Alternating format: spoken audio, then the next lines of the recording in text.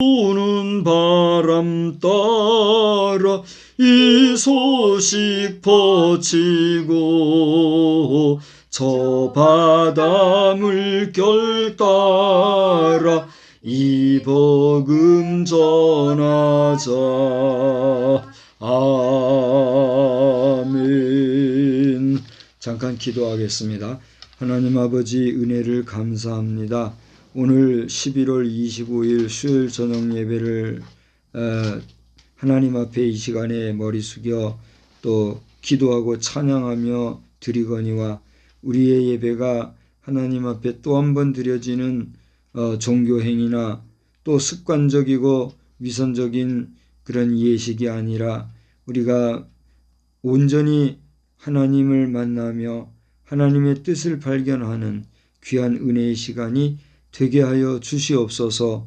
국가적으로 들리는 여러 가지 어지러운 소식들에 마음 둘 곳이 없고 숨쉬기도 어려울 정도로 답답함을 느끼고 보낸 시간들이나 하나님께서는 다 해결해 놓으신 줄로 믿고 또 하나님이 인도해 나가실 것을 바라보며 소망 중에 나아가오니 하나님, 이 나라 이 백성 이 민족 이 교회를 긍휼히 여겨 주시옵시고 바른 길로 온전히 이끌어가 주시옵소서. 특별히 이 시간에는 우리 모든 전국에 흩어져 있는 우리 성결교단의 각 교회의 장로로 세움받은 주의 귀한 종들이 또 이렇게 한자리에 모여서 수련회를 하며 한 곳에서 주님 앞에 모여서 거룩한 모임을 가지고 저들의 세움받은 바에 대하여서 돌아보는 시간을 갖고 있는 줄로 압니다. 하나님, 저들의 모임은 그만큼 값지고 귀한 것이오니 단지 모였다 흩어지는 사람의 모임만 되지 말고 정말 저들이 모여서 힘을 모으고 마음을 합하며 그리고 저들이 의지를 하나가 되게 하여서 오늘날 교회의 여러 가지로부터 공격해 들어오는 세파로부터 주의 종들을 돕고 교회를 도와 온전히 교회를 파수하고자 하는 그런 귀한 헌신과 결단이 있도록 인도하여 주시옵소서. 이 시간에도 전국적으로 많은 교회들이 성도들이 혹은 주예전에서 또는 혹은 온라인으로 이렇게 수요일 저녁 예배로 모이게 될 때 각 심령들마다 사모하는 마음이 특심하게 하여 주시고 하나님을 만나는 일에 결코 어려움이 없도록 주님이 성령으로 역사하여 주시옵소서. 이 시간에도 말씀으로 은혜 주실 줄 믿고 또한 감사와 찬송과 영광을 돌려오며 예수님의 이름으로 기도드리옵나이다. 아멘. 우리 성도 간의 인사 한번 합시다. 할렐루야. 할렐루야. 할렐루야. 네, 오늘 저는 여러분과 함께 기독교의 4대 강령이라 하는 제목으로 말씀을 좀 나누고자 합니다. 제가 가지고 있는 이 작은 책자를 하나 보여드리겠는데 이것은 신앙 독본이라 하여서 우리 신앙생활하는 목회자든 평신도든 우리 모든 믿음의 성도들에게 이제 지금 올해 80 되셨죠? 올해 80 되신 목사님이 이게 평생의 그 신앙의 어떻게 보면 결산을 한 그런 집대성한 신앙의 고백적인 내용을 묶어놓은 아주 작은 소책자, 포켓용 소책자예요. 이 작은 책자에 제가 지금 여러 번 읽어보면서 너무너무 귀하기 때문에 이 말씀을 제가 가급적 여기에 있는 내용을 그대로 한 번 더 재현해서 말씀을 증거한다기보다 나누는 그런 형식으로 여러분과 함께 은혜를 받고자 합니다. 지금 이거 가지고 있으면 보면서 해도 좋겠고 없으면 뭐 잘 경청을 해보시기를 바랍니다. 그래서 이 책자는 기독교의 4대 강령이라 또 그리스도인의 5대 확신이라 또 성도의 3대 실천사항이다 하는 이런 세 가지의 세션으로 구성이 되어 있습니다. 그 중에서 오늘 저는 기독교의 4대 강령이라고 하는 그런 내용으로 이제 여러분과 함께 말씀을 나누고자 하는데, 이 기독교의 4대 강령이 무엇인고 하면 그것은 십자가의 도, 또 부활의 신앙, 재림신앙, 천국신앙, 이와 같은 내용들입니다. 그래서 오늘은 이 4대 강령 가운데 하나인 십자가의 도에 대한 내용을 제가 한번 여러분과 함께 나누고자 합니다. 그래서 네 가지 내용 가운데서 그러면 이 십자가의 도라는 게 무엇인가, 또 무엇이 우리가 믿는 십자가의 도의 핵심인가를 잠깐 생각하고자 하는데, 제가 좀 전에 기독교의 4대 강령이라는 말을 했지 않습니까? 그래서 이 강령이라고 하는 것은 최고의 가장 중심이 되는 기본 원리, 다시 말하면 근본 진리를 뜻하는 말입니다. 그래서 최상급의 종교가 기독교라고 하는 사실에 대해서 우리가 자부심을 가지고 말할 수 있기 때문에, 이제 이 강령이라고 하는 게 그런 걸 할 때 기독교의 강령이라 그러면 어떻게 되는 거예요? 기독교에 있어서의 핵심적인 내용이다, 이런 얘기가 되겠죠. 그래서 그 기독교의 핵심적인 내용이 뭐냐 할 때에 그게 뭐라고요? 십자가와 또 주님의 부활하심과 또 주님의 재림하심과 또 천국에 대한 신앙, 믿음, 이걸 기독교의 대강령이다, 이렇게 볼 수가 있다는 것이죠. 물론 이 외에도 뭐 여러 가지 또 다른 내용을 얘기할 수도 있겠어요. 그러나 크게 어그러짐이 없다고 보는 면에서 십자가의 도를 먼저 생각을 한다고 하면, 여러분 이 십자가라는 게 뭡니까? 뭐 가로축에 세로축 해서 십자가 그런 겁니까? 그건 아니잖아요. 십자가로 기독교를 나타내는 중심 강령이라고 우리는 말할 수가 있는데, 구원의 도인 하나님께로부터 직접 전해주신 도가 십자가의 도라고 하는 것이지요. 이 십자가의 도를 가르쳐주는 가장 귀한 말씀이 고린도전서 1장 18절에는 있는데, 저는 이 말씀을 예전에 제가 수정동교회 학생 시절에 있을 때, 그때는 안봉현 목사님이 이걸 가지고 설교를 하셨었어요. 그래서 이제 수요일 저녁에도 예배를 성실히 나가고 그랬잖아요. 수요일 저녁이든 주일 저녁이든 아마 주일 저녁이었을 거고, 하여튼 어느 예배인지 모르지만 예배 시간에 이 방금 말씀드린 고린도전서 1장 18절의 말씀, 십자가의 도가 멸망하는 자들에게는 미련한 것이요 구원을 얻는 우리에게는 하나님의 능력이다, 이 말씀을 가지고 이렇게 이제 여러 설교를 하는 가운데 이 말씀이 이제 스쳐 지나가는데 이게 잘 이해가 안 되더라고요. 그래서 그때는 이제 학생 시절이었고, 정말 제 자신이 뭐 누구나 쉽게 이해하는 말씀이지만 제 개인은 이것이 참 이해가 어려웠어요.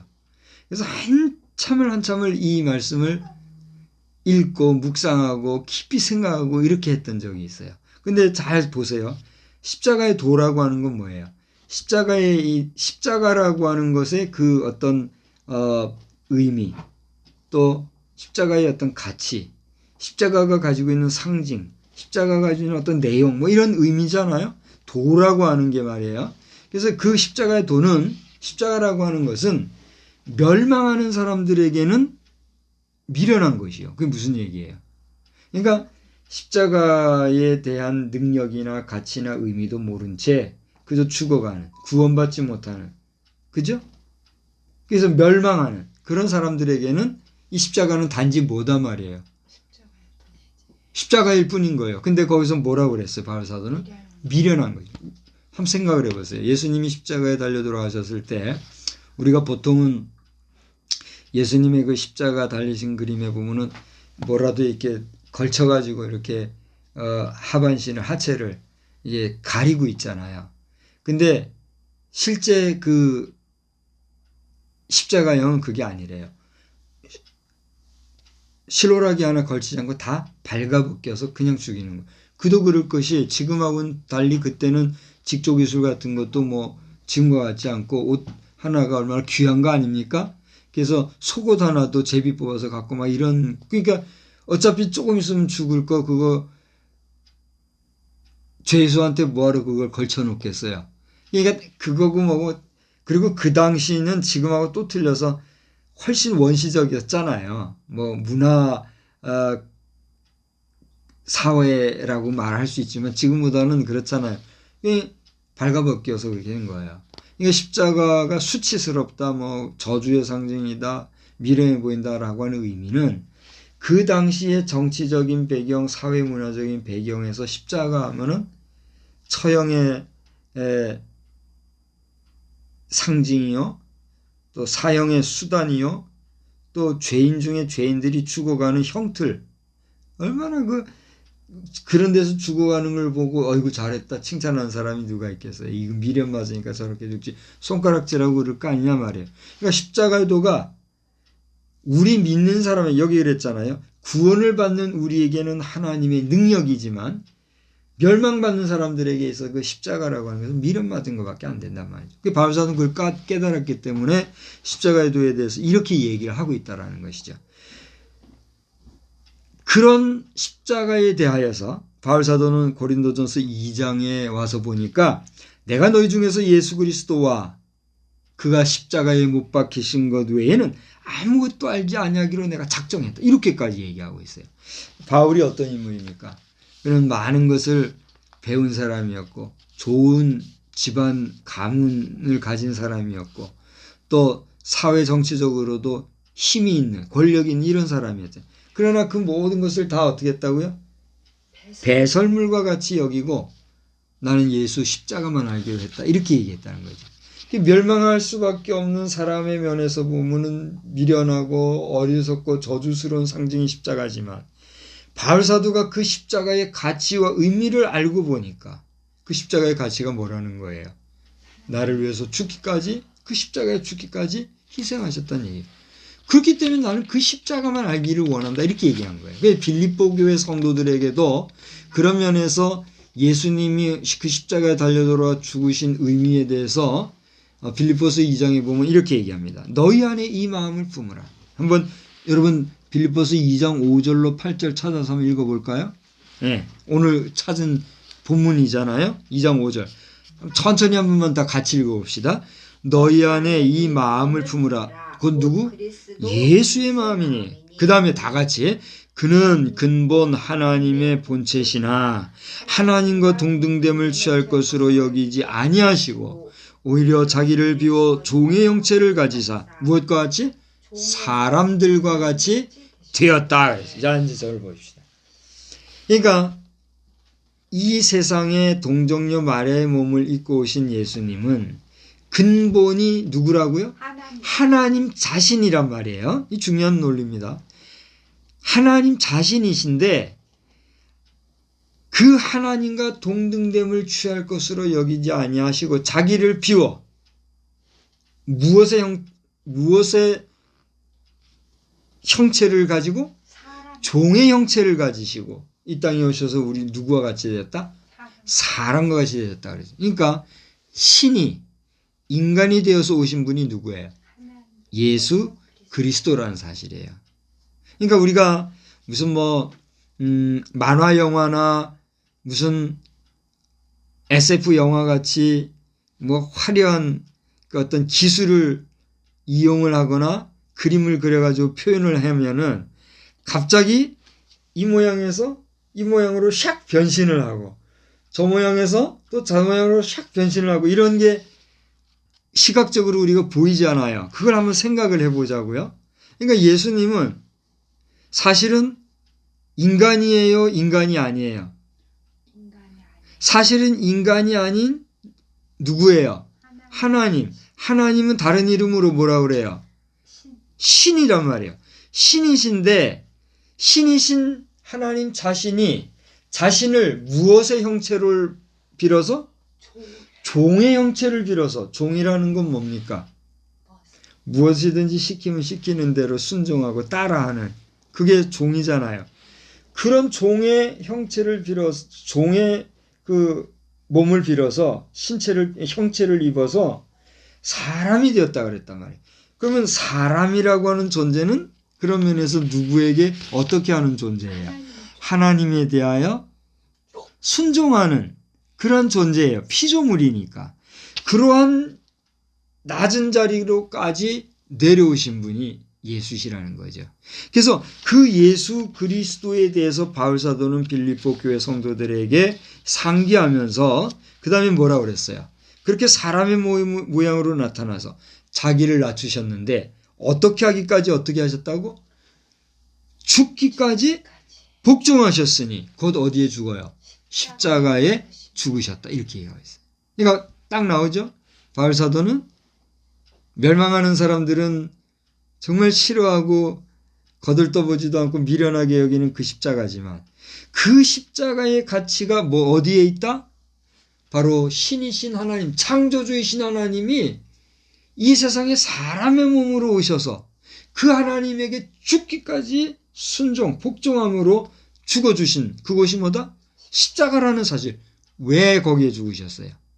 인간의 죄를 대속해 주시기 위한 목적을 가지고 그렇게 했기 때문에 그 가치를 알았기 때문에 자신이 가진 지식과 권력과 여러 가지 배경을 배설물과 같이 여기고 무엇만 생각하겠다? 십자가만 자랑하고 생각하겠다. 이렇게 얘기했다는 사실이에요.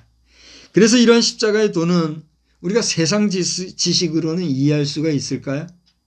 세상의 가치관이나 세상의 생각 가지고는 그까지 십자가가 뭐 그렇다고 그렇게까지 하냐 우리가 말할 수 있지 않겠습니까? 그러니까 우리의 상식이나 이성이나 경험이나 판단이나 지식이나 이런 어떤 세상적인 가치관으로는 십자가의 의미와 가치를 이해할 수가 없다는 것이죠. 인류의 지식이나 지혜로도 또 과학이니 도덕이니 윤리로도 이 십자가와는 결부할 수 없는, 다시 말하면 전지전능하신 하나님 아버지의 창세전부터 미리 예비하신 구원의 역사라고 하는 것이죠. 그 구원의 역사가 이루어진, 성취되어진 정말 그 무엇과도 바꿀 수 없는 역사의 현장, 그것이 뭐예요? 십자가라는 사실이에요. 그래서 이 십자가에 대해서 바울 사도는 그 하나님의 은혜의 복음을 증언하는 일을 마치려 하면 내가 나의 생명조차 조금도 귀한 것으로 어떻게 해요? 여기지 않겠다고 그렇게 사도행전에 기록하고 있는 것을 보게 됩니다. 다시 말하면 이 십자가의 도에 대하여 바울 사도는 정말 오직 예수, 오직 복음, 오직 십자가에 대해서만 증거하는 것이 그의 목표가 되었다라고 하는 사실입니다. 오늘날 여러분의 목표는 무엇입니까? 오늘날 여러분의 가장 귀하게 여기는 가치관이나 달려가는 목표점은 무엇입니까? 저는 최근 우리나라의 바이러스 현실이나 또 이 총선 또 앞으로 다가올 대선 이런 정치 국면을 바라보면서 그 권력을 잡고자 하는 사람들의 목표가 무엇인가? 그들에게 추구하는 바라보고 달려가는 최종 목적지가 어딘가? 이걸 한번 가만히 생각을 해보아야 해요. 저들은 정말 욕심을 가지고 하는 것일까? 아니면 나름 잘한다고 스스로 이것이 옳다고 생각하는 그런 건강한 가치관 위에 달려가는 것일까? 아니면 이것도 저것도 아니고 중간에서 이 생각 저 생각 의견을 주는 사람들에 휘둘려 가지고 마지못해서 끌려가는 이런 것인가? 많은 것을 생각하게 됩니다. 그리고 주님의 그 섭리 가운데 장차 내가 다시 오겠다고 말씀하신 주님의 그 재림의 역사를 생각하노라면 정말 얼마나 지금 이 시대가 긴박한가 하는 것을 다시 한번 생각하게 돼요. 오늘이 정확히 며칠째인지 모르겠어요. 65일째인가? 정오기도회 우리 교단에서 지금 매일 12시 정오마다 뜻을 정하고 지금 정오기도회를 하고 있지 않습니까? 오늘 설교하신 분은 오봉석 목사님이라면 제가 알기로는 그분이 아마 우리 교단의 부흥 강사로 활동하신 분일 거예요. 제가 한두 번 정도 직접 뵌 거는 같은데 뭐 깊이 교제를 나누진 않았으니까 그분도 저를 잘 모를 테고 저도 지금 가물가물해요. 그러나 그분은 지명도가 있고 유명세가 있기 때문에 딱 보니까 알겠더라고요. 오봉석 목사님이라고 부흥 강사 아마 활동하실 겁니다. 그분이 오늘 말씀을 전하시는데 깔끔하게 설교를 하셨어요. 재림에 대한 설교를 하셨거든요. 그동안 60몇 회 동안에 이제 설교를 쭉 하는데 보면 매 설교마다 큰 은혜가 돼요. 그래서 저는 개인적으로 얼마나 지금 잘 아시겠지만은 내가 그 시간에 맞춰서 직접은 못했어도 그걸 보는 걸로 하면 지금 100% 출석하고 있어요. 이게 지금 60몇 번째 하고 있는데 오늘 재림 설교를 하시는데 그렇게 깔끔하게 설교를 은혜롭게 하시더라고요. 아멘 하고 소리가 나오고 그렇게 했는데 정말 주의 재림의 날이 임박해 온 것을 다시 한번 느끼게 되더라고요. 저는 제 개인은 그렇습니다. 저는 제 개인은 주님이 오늘 오시든 내일 오시든 이 밤에 오시든 언제 오시든 주의 재림은 분명히 된다는 거예요. 분명히 되는 이제 나중에 또 재림에 대한 말씀도 제가 전하겠습니다만은 하나님의 뜻은 우리 이 지구촌이 총체적인 괴멸, 다시 말하면 데살로니가 서라든가 마태복음이라든가 여러 그 종말장이라고 하는 그런 여러 그 예수님의 재림에 관한 기사들이 써 있는 이런 내용들에서 읽어보면 뭐 하늘이 말리고 땅이 하늘이 두루마리처럼 말리고 땅이 뭐 이렇게 되고 하는 이런 내용처럼 그게 뭐예요? 형질의 변화를 얘기하는 거 아닙니까? 물리적인 변화를 얘기하는 거거든요. 그래서 저는 총체적인 종말 이렇게 얘기를 하는데 그런 총체적 괴멸로서의 종말이 아니라 이 지구촌에 이 지구상에 하나님께서 다시 저 에덴 동산과 같은 낙원을 회복할 수 있는 하시기 원하는 그러한 에덴 동산의 회복으로서의 종말 그것을 하나님은 이루시기를 원한다라고 하는 것이 저의 믿음이자 소망이고 희망인 거예요. 그러려고 그러면 우리가 어떻게 해야 되겠어요? 전쟁도 싸움도 또 다툼도 시기와 질투와 분쟁도 없어야 하는 거죠.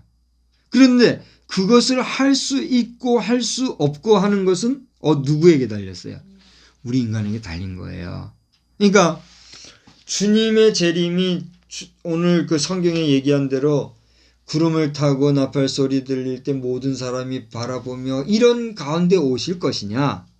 또 내가 그렇게 올 것이로되 그때의 이 지구상에는 그 주님이 이 땅에 오셔서 이 지구를 다시 에덴 동산처럼 회복시키는 그런 정말 성결하고 깨끗한 싸움도 전쟁도 분쟁도 없는 그런 평화의 나라를 만들 것이냐라고 하는 것은 우리 인간이 하기에 달렸다라고 하는 것이죠.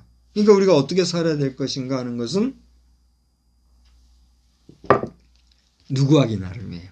우리 인간이 하기 나름이라는 거예요.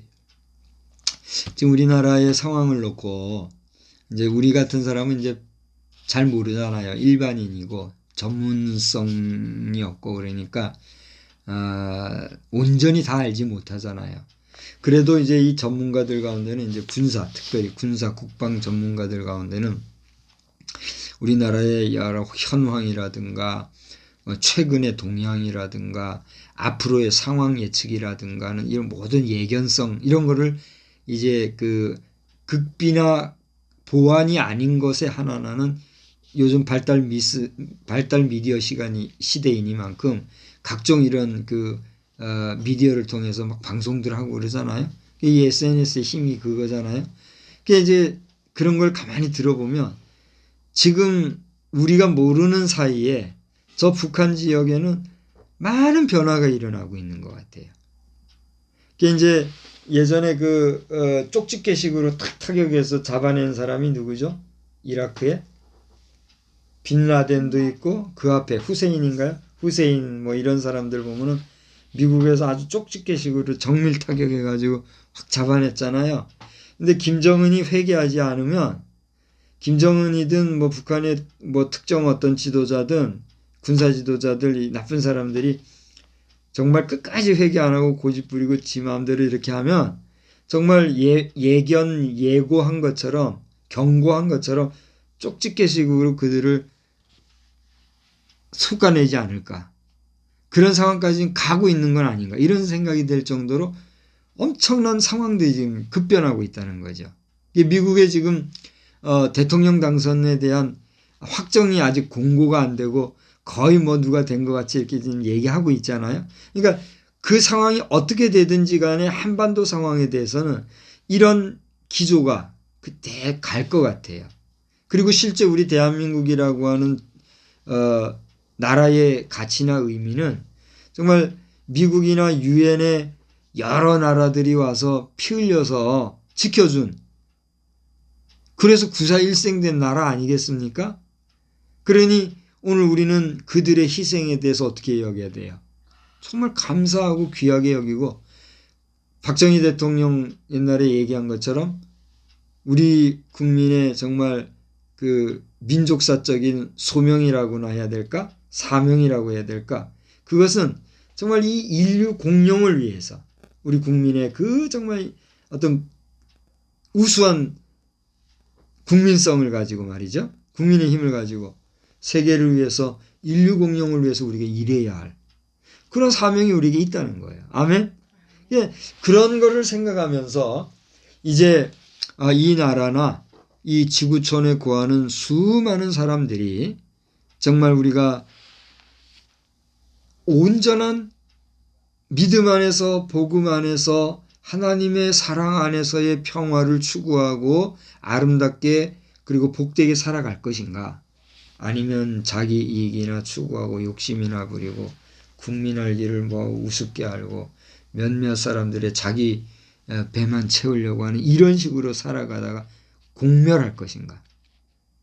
그것은 정말 우리 각자가 하나님 앞에서 깨어 경성하고 기도하며 바른 자세 바른 마음으로 가져갈 때 현실화될 수밖에 없는 그런 우리의 이야기라는 사실이죠. 이런 것을 깨닫고 우리는 다시 한번 주님의 십자가를 깊이 생각을 하면서 우리를 위해서 대신 죽어주신 그 주님에 대한 감사함과 감격함을 가지고 살아갈 수 있는 그런 우리 모두가 되어야 될 줄로 믿습니다. 우리는 사실 죄 가운데 태어났잖아요.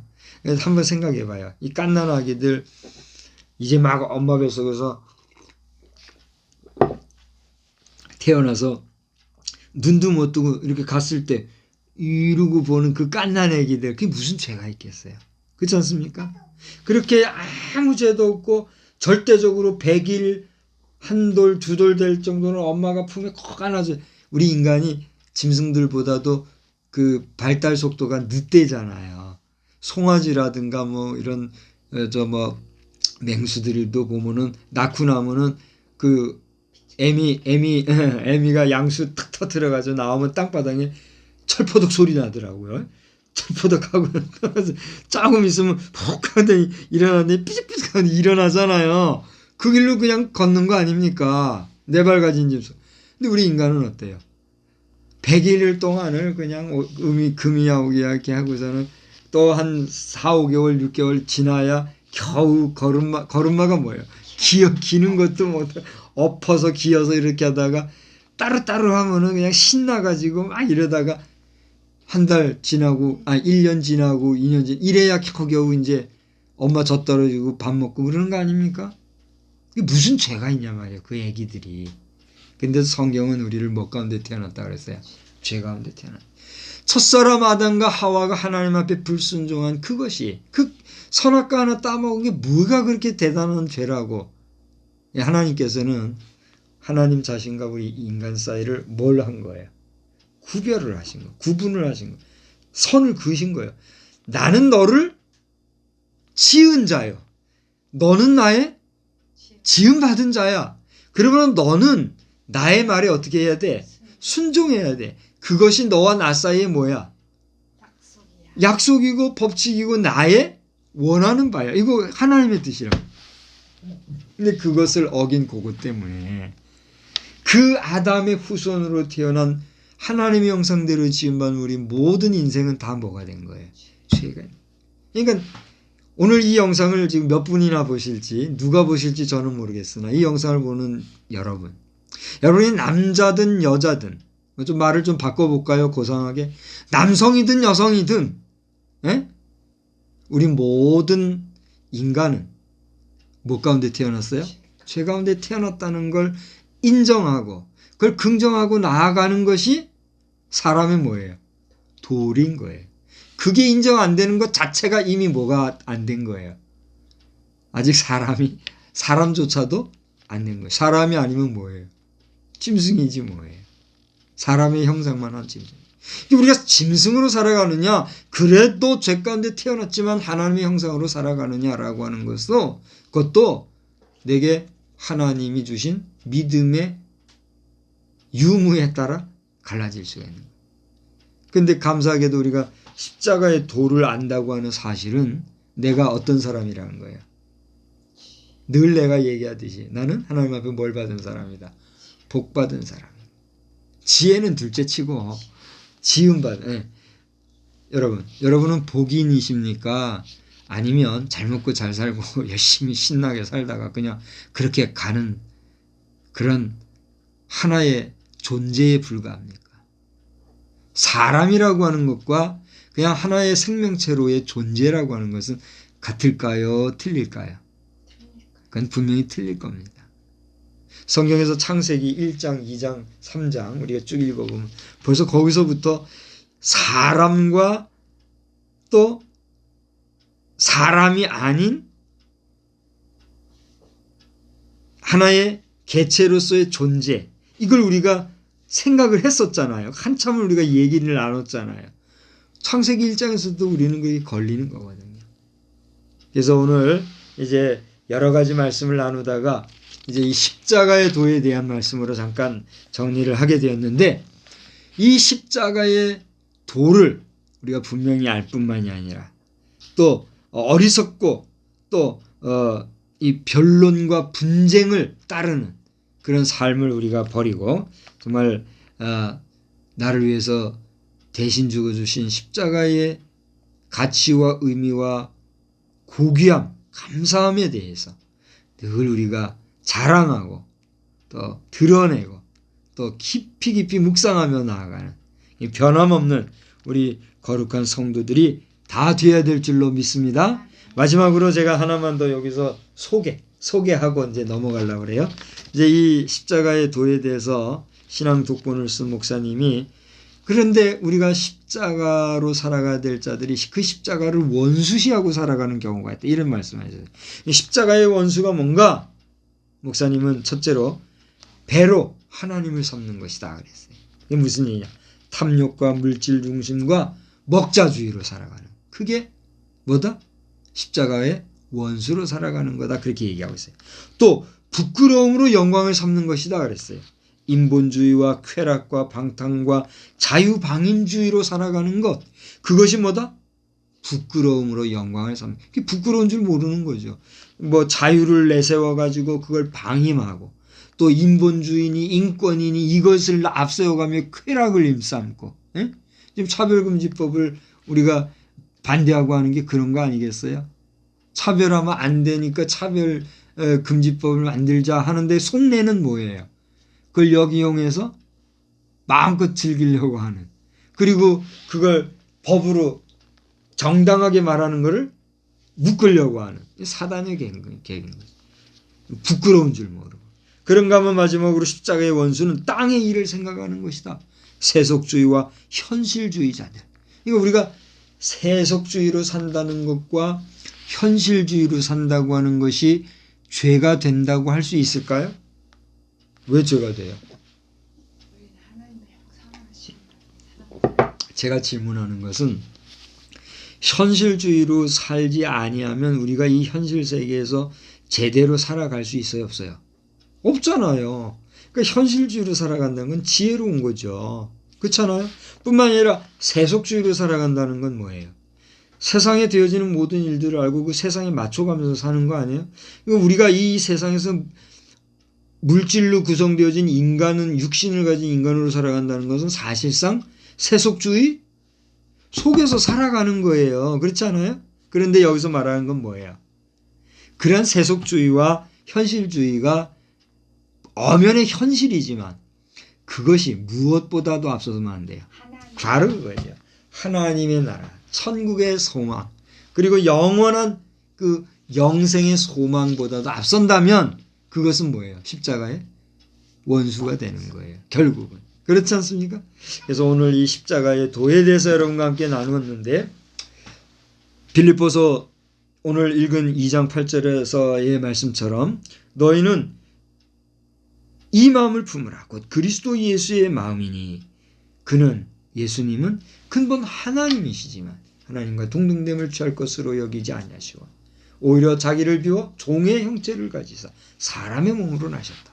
그래서 우리를 죽기까지 십자가에 달리시기까지 우리를 위해서 사랑으로 헌신해 주셨다. 복종하셨다. 순종하셨다. 하는 그 말씀을 여러분 기억하시고 오늘 정말 이 험악하고 참 복잡한 이 코비드19가 징그러워요. 아주.